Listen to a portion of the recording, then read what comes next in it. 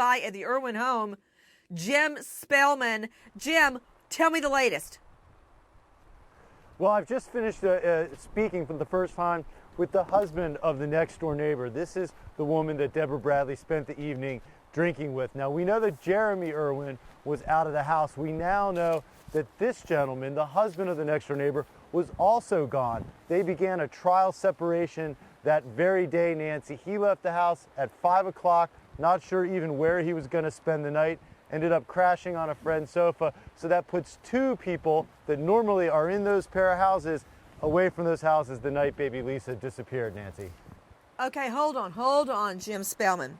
You're telling me the neighbor leaves his home that night that baby Lisa goes missing, so he's not in the home. Is that the same home Daddy goes and bangs on the door when he finds out the baby's gone?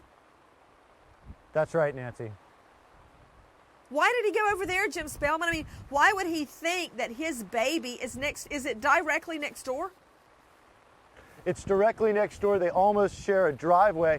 We know that the woman next door occasionally babysat, and we know that she was with her that night, so maybe he ran over just to see if somehow she had taken the baby that night, if Deborah was drinking, but we don't know why he went there before he dialed 911. I do have to add quickly, Nancy, that this man, the husband of the next door neighbor, police tell us that they've interviewed him and moved on, and they don't feel that he is an active suspect in this.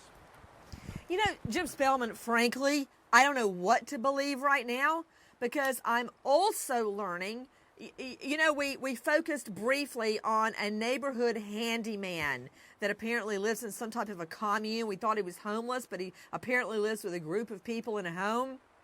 Now I'm learning that that mystery phone call, the night baby Lisa goes missing, Mommy says all her cell phones have been stolen from the home, that she cannot make an outgoing phone call because she didn't pay the phone bill on the cell phone.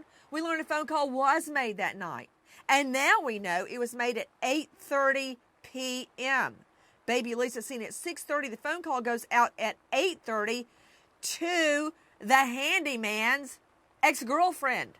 Now, that sounds like to me the handyman made the phone call. Why would Deborah Bradley, the mother, make the phone call?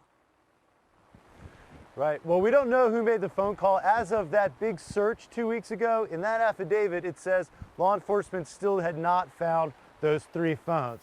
But it certainly places that handyman into this investigation. I mean, we don't know that he had anything to do with anything, but he is part of that investigation because of that phone call to Megan Wright. Well, his you ex-girlfriend. darn right he is, Jim Spellman, because these cell phones apparently, reportedly, stolen from the home at the same time the baby's kidnapped, but then that phone is used to call that guy's girlfriend at 8:30 that night. All right, so does that mean that all of this went down before 8:30, between 6:30 and 8:30 that night? I mean, the implications are endless as to what's going on here.